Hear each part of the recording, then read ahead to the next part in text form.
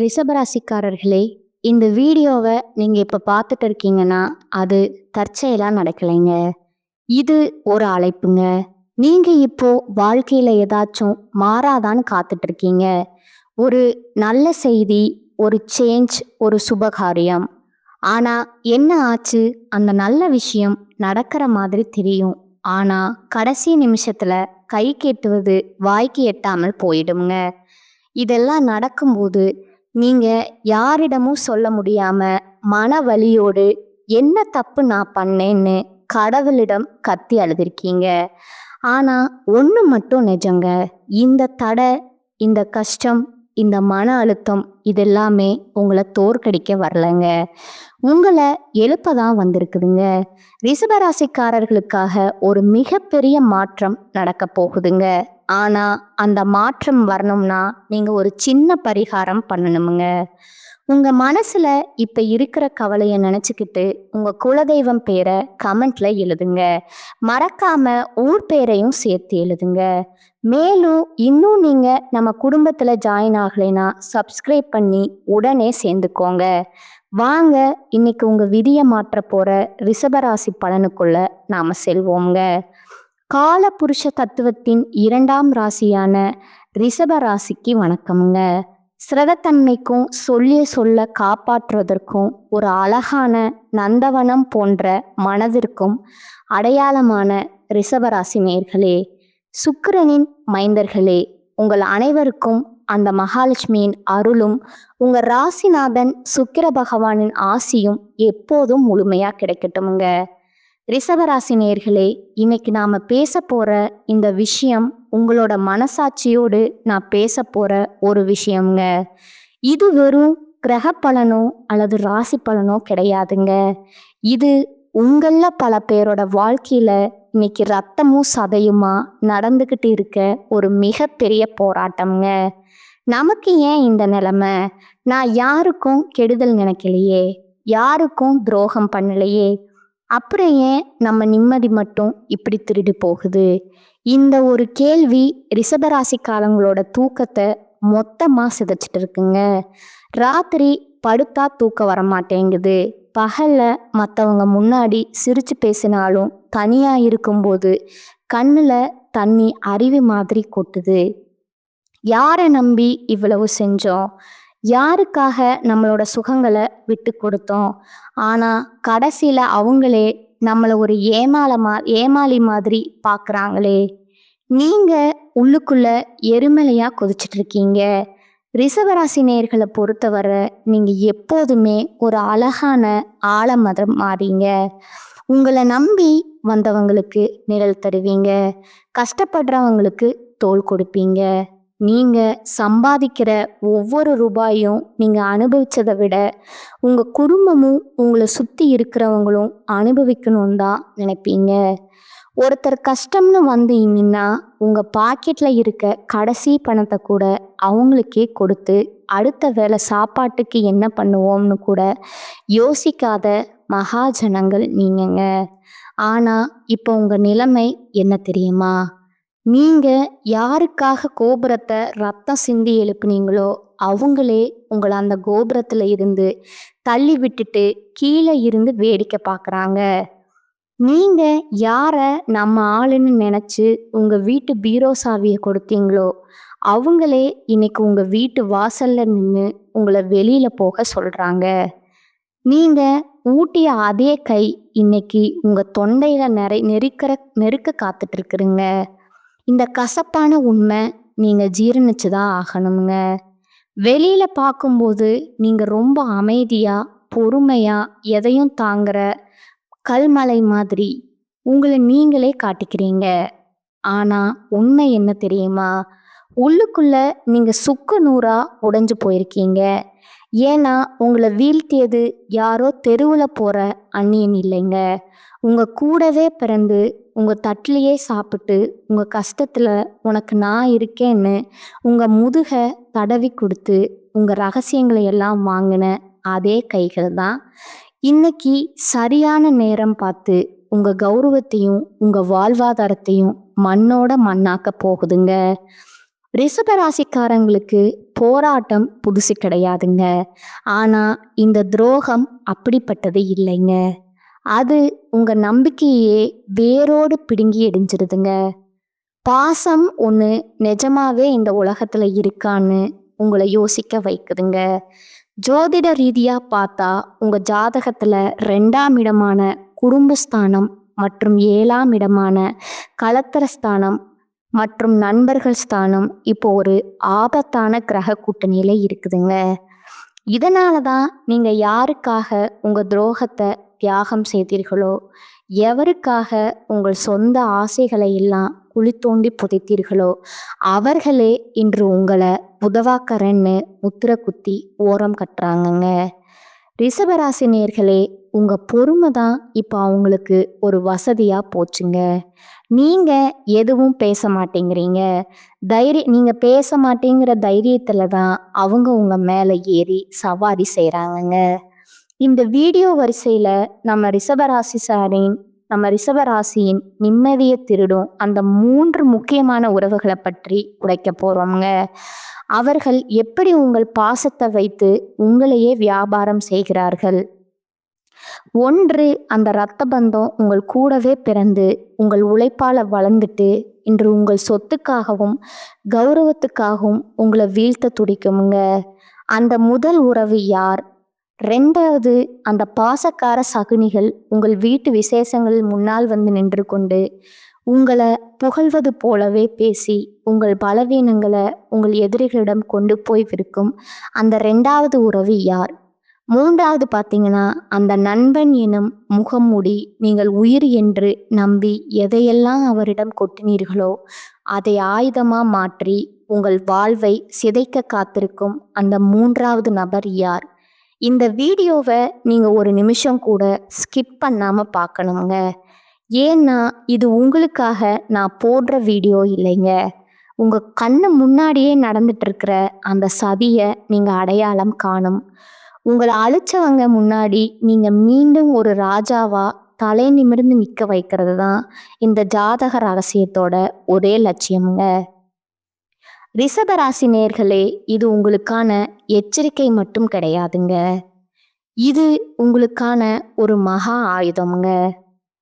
துரோகத்தால் வரும் காயங்களை விட அந்த துரோகிய அடையாளம் காணாததுதான் உங்கள் வாழ்வின் மிகப்பெரிய வீழ்ச்சிங்க. இந்த அறிமுகத்துல உங்க மன அழுத்தத்துக்கும் உங்க வாழ்க்கையில இப்ப ஏற்பட்டிருக்கிற இந்த சரிவுக்கும் காரணமான அந்த நன்றி மறந்த முகங்களை அணு அணுவா அடையாளம் காட்டப் போகிறோம்ங்க. வாருங்கள், ரிஷபத்தின் பொறுமை ஏன் இப்படி சோதிக்கப்படுது? நீங்க அன்னமிட்ட கை ஏன் உங்க கழுத்தை நெரிக்க பார்க்குது? இதை பற்றி மிக மிக விரிவா பார்ப்போம்ங்க. இது ஜாதக ரகசியம்ங்க. ரிஷபராசி துரோகங்களின் ரகசிய தொடர் பகுதி 1, கூடவே பிறந்து குழிப்பறுக்குமுங்க அந்த இரத்த பந்தம். ரிஷபராசி நேயர்களே, நாம இப்போ இந்த தொடரோட மிக முக்கியமான கட்டத்துக்குள்ள நுழைய போறோம்ங்க. ரிஷபராசிக்காரங்க வாழ்க்கையில இருக்கிற மிகப்பெரிய பலமும் அவங்க குடும்பம்தான். அவங்க வாழ்க்கையில விடுற மிகப்பெரிய அடியும் அதே குடும்பத்துல இருந்து தான் வருதுங்க. இது எவ்வளவு பெரிய முரண்பாடு பார்த்தீங்களா? ரிஷபராசிக்கு 2ஆம் இடம்ங்கிறது குடும்பஸ்தானம்ங்க. இந்த இடத்தோட அதிபதியா வர்றது புதன் பகவானுங்க. இதனாலேயே உங்களுக்கு பேசும் திறமையும் குடும்பத்து மேல ஒரு அதீத பற்றும் இருக்குங்க. ஆனா இதே புதன் பகவான் சில நேரங்கள்ல உங்களுக்கு பக்கத்துல இருக்கிறவங்களையே உங்களுக்கு எதிரா மாத்திருவாருங்க. யார் அந்த இரத்த பந்தம்? நீங்க ஒரு நிமிஷம் கண்ணை மூடி யோசிச்சு பாருங்க. நீங்க சின்ன வயசுல இருந்து யாருக்காக எதையும் விட்டு கொடுத்தீங்க?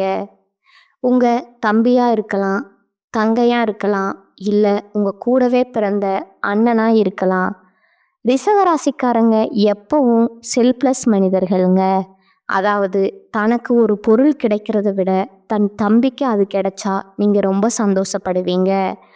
அவங்க நல்லா இருக்கணும்னு நீங்க உங்க படிப்பை விட்டுட்டு வேலைக்கு துணிஞ்சிருப்பீங்க. அவங்க கல்யாணத்துக்காக நீங்க கடன் வாங்கி இருப்பீங்க. அவங்க ஒரு வீடு கட்டின உடனே நீங்க உங்க சேமிப்பை மொத்தமா தூக்கி கொடுத்துருப்பீங்க. ஆனா இன்னைக்கு நிலைமை என்ன? நீங்க எப்ப அவங்களுக்கு காசு கொடுக்கறத நிறுத்துனீங்களோ, இல்ல என்னைக்கு உங்களுக்கு ஒரு கஷ்டம்னு வந்து அவங்க முன்னாடி நின்று ஒரு உதவி கேட்டீங்களோ, அன்னைக்கு அவங்களோட உண்மையான முகம் வெளியில வந்திருக்குங்க. துரோகத்தின் முதல் படி அலட்சியமுங்க. முதல்ல அவங்க உங்களை மதிக்கிறத நிறுத்துவாங்க. இவன் என்ன செஞ்சான் நமக்கு, அவன் கடமையை செஞ்சான் அப்படின்னு ரொம்ப சாதாரணமா பேசுவாங்க. ரிஷபராசி நேயர்களே, நீங்க மற்றவங்க கிட்ட பாராட்ட எதிர்பார்க்க மாட்டீங்க. ஆனா நீங்க செஞ்ச உதவிக்கு ஒரு சின்ன நன்றியையாவது எதிர்பார்ப்பீங்க. ஆனா அந்த நன்றி கடனுக்கு பதிலா அவங்க உங்களுக்கு கொடுக்கறது என்ன தெரியுமா? அலட்சியம்ங்க.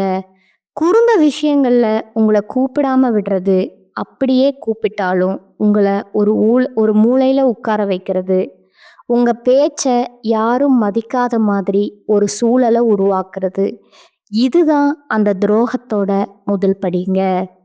சொத்து மற்றும் பண விஷயத்துல விழும் பலத்த அடிங்க. ரிஷபராசிக்காரங்க கஷ்டப்பட்டு சேர்த்த சொத்துல கை வைக்கிறதுல தான் இவங்க தான் முதல்ல நிற்பாங்க. நீ தான் நல்லா சம்பாதிக்கிறியே, இது எனக்கு இருக்கட்டுமேனு பாசமா பேசி உங்ககிட்ட இருந்த நிலத்தையோ வீட்டையோ இல்லை ஒரு பெரிய தொகையோ அபகரிச்சிருப்பாங்க. நீங்க சரி போனா போகுது, என் தம்பி தானே, என் ரத்தம் தானேன்னு விட்டு கொடுப்பீங்க. ஆனா அந்த சொத்து அவங்க கைக்கு போனதுக்கு அப்புறம் உங்களை அவங்க யாருன்னே தெரியாத மாதிரி நடத்துவாங்கங்க. குறிப்பா ரிஷபராசி பெண்கள், நீங்க உங்க பிறந்த வீட்டுக்காக எவ்வளவோ செஞ்சிருப்பீங்க. ஆனா உங்களுக்கு ஒரு பிரச்சனை வரும்போது அதை பிறந்த வீட்டில் இருக்கிறவங்க கதவை தட்டுவாங்க,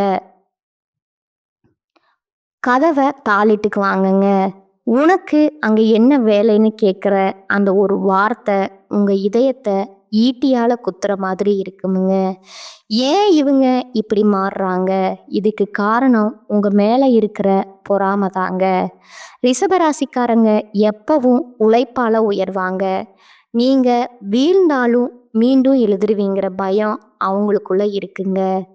அதனாலேயே உங்களை எழுந்திருக்க விடாம செய்யணும்னா உங்க குடும்பத்துக்குள்ளேயே குழப்பத்தை உண்டு பண்ணணும்னு அவங்க நினைக்கிறாங்க. நீங்க யாருக்காக ரத்தம் சிந்தி உழைச்சிருக்கீங்களோ அவங்களே இப்போ உங்க எதிரிகளோட கை கோர்த்துக்கிட்டு உங்களுக்கு எதிராக சதி செய்கிறாங்க. ரிஷபராசி நேயர்களே, அந்த நபர் யாருன்னு உங்களுக்கு இந்நேரம் புரிஞ்சிருக்குமுங்க. அவங்க உங்க முன்னாடி வரும்போது ரொம்ப பவ்யமா நடிப்பாங்க. ஆனா பின்னாடி போனா உங்களை பத்தி தப்பா பேசுவாங்கங்க. இவனுக்கு திமிர் பிடிச்சவன், இவன் யாருக்கும் எதுவும் செய்யலைன்னு ஊர் முழுக்க வதந்திய பரப்புவாங்க. இந்த துரோகத்துல இருந்து நீங்க எப்படி தப்பிக்க போறீங்க? அந்த இரத்த பந்தத்துக்கிட்ட இருந்து உங்களை நீங்க எப்படி தனிமைப்படுத்திக்க போறீங்க? அவங்க செஞ்ச துரோகத்தை அவங்களுக்கே எப்படி உணர்த்த போறீங்க? வாருங்க, ரிஷபராசியின் துரோக பக்கங்களின் இது வெறும் ஆரம்பந்தாங்க.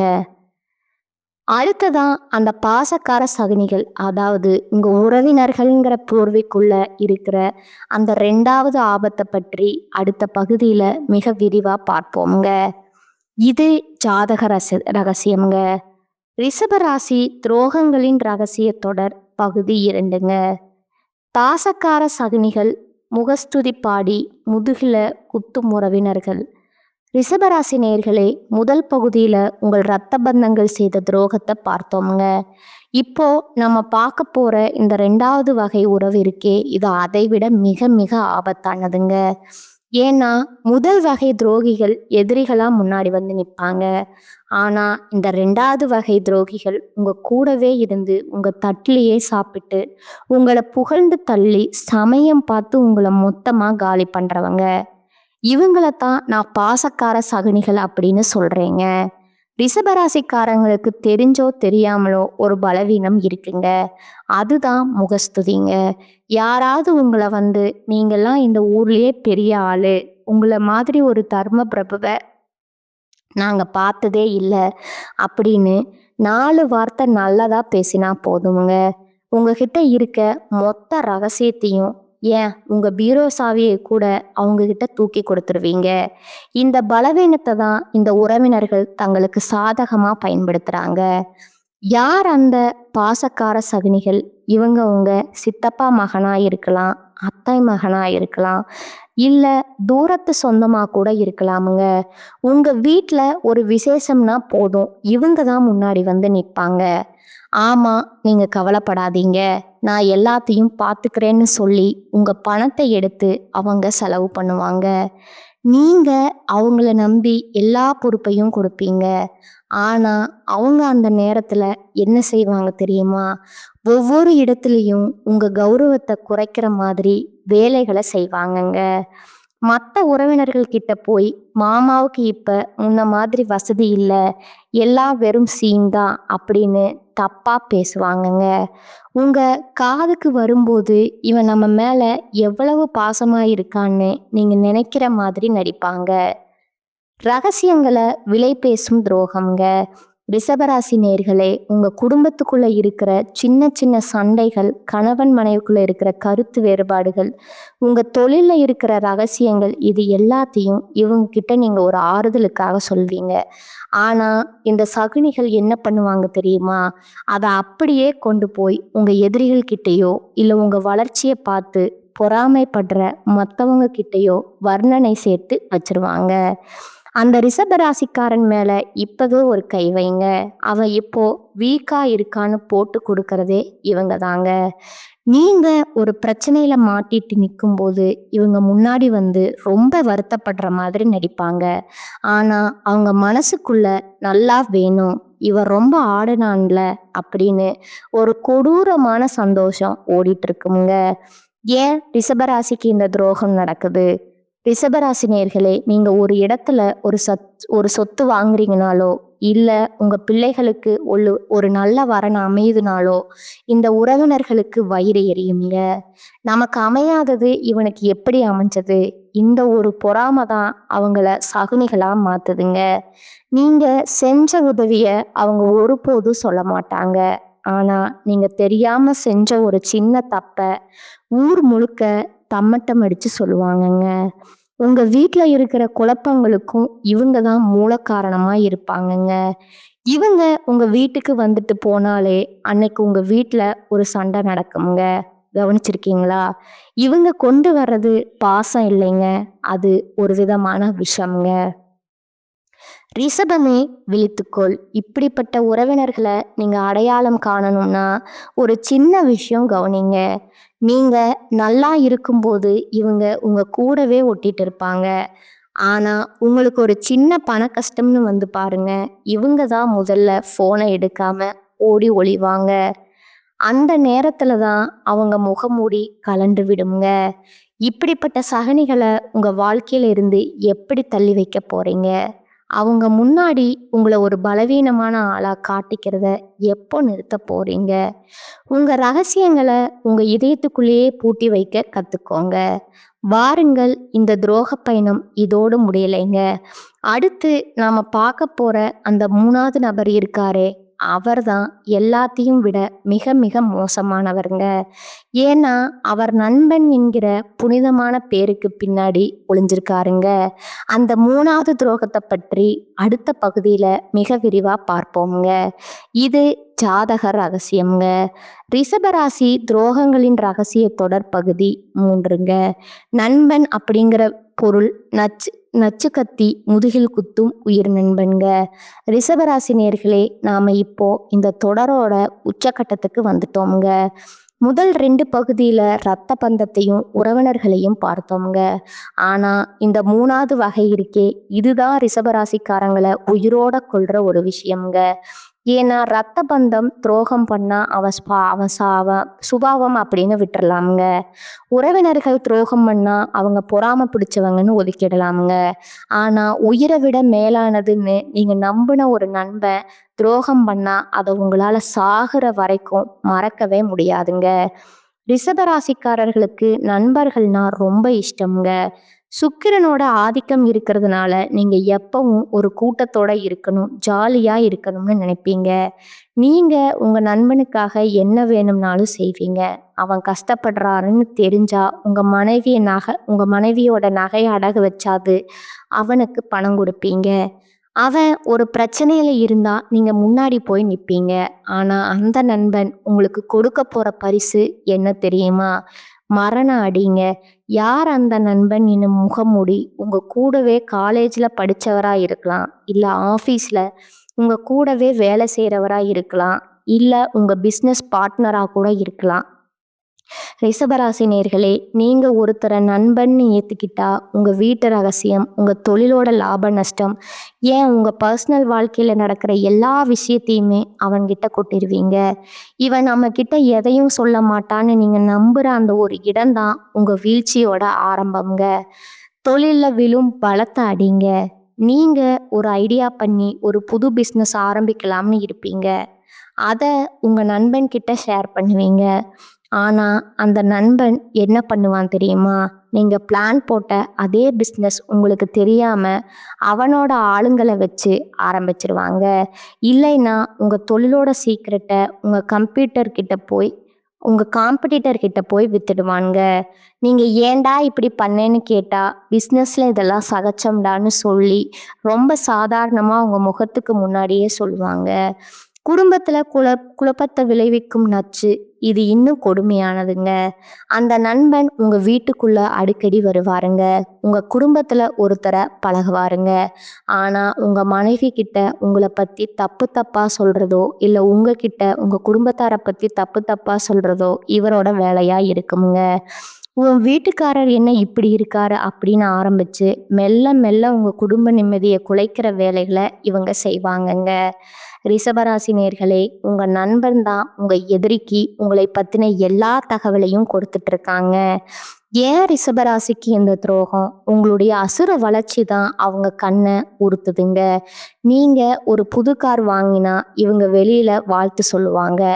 ஆனா உள்ளுக்குள்ள இவனுக்கு எப்படி இவ்வளவு வசதி வந்ததுன்னு வயிறெறிவாங்கங்க. நீங்க ஒரு பிரச்சனையில மாட்டிக்கும் போது இவங்க தான் முதல் ஆளா வந்து உங்களுக்கு ஆறுதல் சொல்ற மாதிரி நடிப்பாங்க. ஆனா அன்னைக்கு நைட்டே அவங்க நிம்மதியா தூங்குவாங்க. ஏன்னா அவங்க நினைச்சது நடந்துருச்சுங்க. ஒரு நண்பன் துரோகம் பண்ணும்போது நீங்க உடைஞ்சு போயிடுறீங்க. இனிமே யாரையும் நம்பக்கூடாதுன்னு ஒரு முடிவுக்கு வர்றீங்க. ஆனா அந்த முடிவை நீங்க முன்னாடியே எடுத்திருக்கணுங்க. உங்களுடைய ரகசியங்கள், உங்களுடைய பலம், அதை ஒரு நண்பன் கிட்ட பகிர்கிறதுக்கு மூலமா நீங்க உங்க ஆயுதத்தை அவன்கிட்டயே கொடுத்துட்றீங்க. இப்போ நீங்க செய்ய வேண்டியது ஒண்ணுதாங்க. உங்க நண்பர்கள் வட்டாரத்தை ஒரு தடவை செக் பண்ணுங்க. உங்க வளர்ச்சியை பார்த்து உண்மையாவே சந்தோஷப்படுறவர் யாரு? உங்க கஷ்டத்துல நிஜமாவே கை கொடுக்கிறவர் யாரு? இந்த முகமூடி மனிதர்களை அடையாளம் கண்டு அவங்கள உங்க வாழ்க்கையில இருந்து கட் பண்ணுங்க. அவங்க முன்னாடி நீங்க தோத்துட்டதா நினைச்சு அழுறத நிறுத்துங்க. ஏன்னா அவங்களுக்கு தேவை உங்க அழுகதாங்க. உங்க அவமானப்படுத்தியவர்கள் முன்னாடி, உங்களை ஏமாற்றிய நண்பர்கள் முன்னாடி நீங்க ஒரு ராஜாவா மீண்டு எழுந்து நிக்கணுமுங்க. அந்த வெற்றி தான் நீங்க அவங்களுக்கு கொடுக்கிற மிகப்பெரிய தண்டனைங்க. வாருங்கள், இந்த துரோகங்கள் எல்லாத்தையும் தாண்டி ரிஷபராசி எப்படி நிமிர்ந்து நிற்க போகுது? இழந்த கௌரவத்தை மீட்க நீங்க செய்ய வேண்டிய இந்த மகா ரகசிய பரிகாரங்கள் என்ன? அடுத்த இறுதி பகுதியில மிக விரிவா பார்க்கலாம்ங்க. துரோகங்களின் ரகசிய தொடர் இறுதி பகுதி, துரோகிகளை வீழ்த்தும் விஸ்வரூபம்ங்க. இந்த இழந்த கௌரவத்தை மீட்கும் மகா ரகசிய பரிகாரங்கள். ரிஷபராசி நேர்களே, நாம இப்ப இந்த தொடரோட மிக முக்கியமான உங்க வாழ்க்கைய தலைகீழா மாற்ற போற ஒரு இடத்திற்கு வந்துட்டோம்ங்க. இதுவரைக்கும் ரத்த பந்தம் செஞ்ச துரோகம், உறவினர்கள் ஆடிய சகுனி ஆட்டம், நண்பன் போட்ட முகமூடின்னு எல்லா கசப்பான உண்மைகளையும் பார்த்தோம்ங்க. இதை கேட்கும்போது உங்க மனசு வலிச்சிருக்குங்க. நான் இவ்வளவு ஏமாளியா இருந்தேன்னு உங்க மேலேயே உங்களுக்கு கோபம் வந்திருக்குங்க. ஆனா ஒண்ணு தெரிஞ்சுக்கோங்க, அடிபட்ட காலதான் முன்ன விட வேகமா பாயுங்க. இப்ப அந்த பாய்ச்சலுக்கான நேரம் வந்துருச்சுங்க. உங்களை அழ வச்சவங்க முன்னாடி நீங்க அழுதுகிட்டே இருந்தா அது உங்களுக்கு கிடைக்கிற வெற்றிங்க. ஆனா அவங்க உங்களை எங்கே வீழ்த்தணும்னு நினைச்சாங்களோ அதே இடத்துல நீங்க ஒரு ராஜாவா வந்து நிக்கிறது தான் நீங்க உங்களுக்கு கொடுக்கிற நீங்க அவங்களுக்கு கொடுக்குற மரண அடிங்க. உங்க ராசிநாதன் சுக்கிரன் உங்களுக்கு தரும் மிகப்பெரிய பலமே மீண்டெழும் ஆற்றல் தாங்க. துரோகிகளை வீழ்த்தும் முதல் ஆயுதம் அமைதிங்க. இனிமே நீங்க அவங்க கிட்ட போய் சண்டை போடாதீங்க. ஏன் எனக்கு துரோகம் பண்ணேன்னு கேட்டு உங்க கண்ணீரை வீணாக்காதீங்க. நீங்க எடுக்க வேண்டிய முதல் ஆயுதம் கடுமையான அமைதிங்க. அவங்களுக்கு உங்க வாழ்க்கையில என்ன நடக்குதுன்னே தெரியக்கூடாதுங்க. நீங்க சம்பாதிக்கிறீங்களா இல்லையா, உங்க அடுத்த பிளான் என்ன, எதுவுமே அவங்களுக்கு தெரிய விடாதீங்க. உங்க அமைதி அவங்கள பைத்தியமாக்குமுங்க. இவன் எப்படி இவ்வளவு அமைதியா இருக்கான்னு அவங்க பயப்படணுமுங்க. அதுதான் அவங்க விஸ்வரூபத்தோட முதல் படிங்க. செயலால் கொடுக்கும் பதிலுங்க. உங்க கௌரவத்தை சிதைச்சாங்களோ அதே கௌரவத்தை உங்க உழைப்பால 10 மடங்கு அதிகமாக்கி அவங்க முன்னாடி நிக்கணுங்க. உங்களை ஒரு ஏமாளின்னு சொன்னாங்களா, நீங்க ஒரு புத்திசாலித்தனமான தொழிலதிபராவோ அல்லது ஒரு பெரிய பதவியிலையோ வந்து உட்கார்ந்து அந்த வாயை அடைங்க. உங்க உழைப்பு தான் உங்களுடைய மிகப்பெரிய பழிவாங்குதலுங்க. இந்த யோகத்தை மீட்க மகா ரகசிய பரிகாரங்கள், ஜோதிட ரீதியா இந்த துரோகங்களால ஏற்பட்ட மன உளைச்சலும் பண இழப்பும் நீங்க சில ரகசிய பரிகாரங்களை செய்யணுங்க. சுக்கிரனின் அருளை பெற வெள்ளிக்கிழமை தோறும் அதிகாலையில மகாலட்சுமிக்கு மல்லிகை பூ செட்டி தீபம் ஏற்றி வழிபடுங்க. ரிஷபராசிக்கு அதிபதி சுக்கிரன் என்பதால மொச்சை பயிறு சுண்டல் செய்து தானம் கொடுப்பது உங்க பண பணவரத்தை நீக்குங்க. பணத்தடைய நீக்குங்க. எதிரிகள் அழிய சத்ரு சம்ஹாரம் செவ்வாய்க்கிழமை தோறும் அருகில் இருக்கும் முருகப்பெருமானின் கோயிலுக்கு போய் ஒரு எலுமிச்சம்பழத்தை அவர் பாதத்தில் வச்சு பின்னாடி அதை வீட்டுக்கு கொண்டு வந்து உங்கள் வீட்டு வாசலில் வெட்டுங்க. அது உங்களை மேலே இருக்கிற கண் திருஷ்டியும் சகுனியோட தீய பார்வையும் மொத்தமாக காலி பண்ணிடுமுங்க. பைரவர் வழிபாடுங்க. உங்களுக்கு துரோகம் பண்ணவங்க அவங்க செஞ்ச தப்புக்கு தண்டனை அனுபவிக்கணும்னு நினைக்கிறீங்களா, தேய்பிரை அஷ்டமி அன்னைக்கு கால பைரவருக்கு மிளகு தீபம் ஏத்துங்க. பைரவர் உங்களுக்கு நீதியை தேடி தருவாருங்க. கடந்த போன வழிகளை ஒரு பாடமா எடுத்துக்கோங்க. இனிமே நீங்க பழைய ஏமாளி ரிஷபம் கிடையாதுங்க. நீங்க ஒரு பாடம் புகட்ட போற தங்கம். உங்க ரகசியங்களை உங்க இதயத்துக்குள்ளேயே பூட்டி வைங்க. உங்களை நம்பினவங்களுக்கு மட்டும் உண்மையா இருங்க. துரோகம் செஞ்சவங்களை இறைவன் பார்த்து பாருங்க. நீங்க உங்க வெற்றியை பாருங்க. உங்களை அவமானப்படுத்தியவர்கள் ஒரு நாள் உங்க வீட்டு வாசல்ல வந்து உதவிக்காக காத்துட்டு நிற்பாங்க. அன்னைக்கு நீங்க அவங்களுக்கு உதவி செய்யணும்னு அவசியம் இல்லைங்க. ஆனா நீங்க உயர்ந்த இடத்துல இருக்கிறத அவங்க பார்க்கணுங்க. அதுதான் உண்மையான ஜோதிட ரகசியம்ங்க. இந்த தொடரை நீங்க முழுமையா பார்த்துருக்கீங்கன்னா இப்போ உங்க மனசுல ஒரு தெளிவு பிறந்திருக்குமுங்க. நீங்க யாருக்காக அழுதீங்களோ அவங்க அழுகைக்கு தகுதியானவங்க இல்லைன்னு உங்களுக்கு புரிஞ்சிருக்குமுங்க. ரிஷபராசிக்காரங்க தோத்து போறது ரொம்ப கஷ்டம்ங்க. ஏன்னா நீங்க பூமாதேவி அம்சம் கொண்டவங்க. எவ்வளவு பாரத்தையும் தாங்குவீங்க. ஆனா ஒரு கட்டத்துல அந்த பாரம் உங்களுக்கே வலியை கொடுக்குமுங்க. அதை தூக்கி எறிய வேண்டியது உங்களுடைய கடமைங்க. உங்களை வீழ்த்த நினைச்ச அந்த ரத்த பந்தமா இருக்கட்டும், உங்க வீட்டுக்குள்ளேயே உட்கார்ந்து குளிபறிச்ச அந்த சகுனிகளா இருக்கட்டும், இல்ல நண்பன்னு நம்பி நீங்க முதுக திரும்பும் போது குத்துன அந்த துரோகியா இருக்கட்டும், அவங்க எல்லாருமே நீங்க கொடுக்க வேண்டிய ஒரே பரிசு மாதிரி அவங்கள உங்க மனசுல இருந்து மொத்தமா தொடச்சேறீங்க. அவங்கள பத்தி யோசிக்கிற ஒவ்வொரு நிமிஷமும் உங்க வளர்ச்சியோட ஒரு நிமிஷத்தை நீங்க இழக்கிறீங்க. நீங்க இழந்த மதிப்பு, இழந்த பணம், இழந்த நிம்மதி, இது எதுவுமே நிரந்தரமா உங்களை விட்டு போகலைங்க. அது எல்லாமே ஒரு பாடத்தை கத்து கொடுத்துட்டு போகுதுங்க. சுக்கிரனோட ஆதிக்கம் இப்போ உங்களுக்கு சாதகமா மாறப்போகுதுங்க. துரோகிகள் முன்னாடி நீங்க தலை குனிஞ்சு நின்ன காலம் முடிஞ்சு போச்சுங்க. இனிமே அவங்க உங்க நிழலை பார்த்து பயப்படுற காலம் ஆரம்பமாகுதுங்க. இனிமே உங்ககிட்ட ஒருத்தர் உதவி கேட்டு வராங்கன்னா உங்க பழைய ஏமாளி ரிஷபமா போய் நிக்காதுங்க. நிதானமா ரிஷபமா இருங்க. யாருக்கு உதவி செய்யணும், யாரை தள்ளி வைக்கணும், ஒரு எல்லைக்கோட்டை வரைச்சுக்கோங்க. அந்த எல்லைக்கோட்டை தாண்டி வர எவனுக்கும் உங்க வாழ்க்கையில இடம் இல்லைன்னு முடிவெடுங்க. உங்களை அவமானப்படுத்தியவர்கள் ஒரு நாள் உங்க வீட்டு வாசல்ல வந்து உதவிக்காக காத்துட்டு நிற்பாங்க. அப்ப நீங்க அவங்கள உதாசீனப்படுத்த வேண்டாமுங்க. ஆனா நீங்க அடைஞ்சிருக்க போற அந்த உன்னதமான இடத்தை பார்த்து அவங்க வயிறு எரியணுமுங்க. அதுதான் நீங்க அவங்களுக்கு கொடுக்கிற மிகப்பெரிய தண்டனைங்க. உங்களுடைய நேர்மை, உங்களுடைய அந்த தர்ம குணம், இதுதான் உங்களை மீண்டும் ஒரு வெற்றியாளரா மாத்த போகுதுங்க. ரிஷபராசி நேயர்களே, துரோகத்தை ஏருவாக்கி உங்கள் வெற்றியை பயிராக்குங்க. இந்த தொடர் உங்களுக்கு பிடிச்சிருந்தா மறக்காம கமெண்ட்ஸ்ல உங்க அனுபவங்களை பகிருங்க. நம்ம சேனலை சப்ஸ்கிரைப் பண்ணி ஆதரவு தாங்க. மீண்டும் ஒரு அதிரடி தலைப்போட உங்களை சந்திக்கிறேங்க. வாழ்க வளமுடன், வாழ்க நலமோடு. நன்றி, வணக்கம்.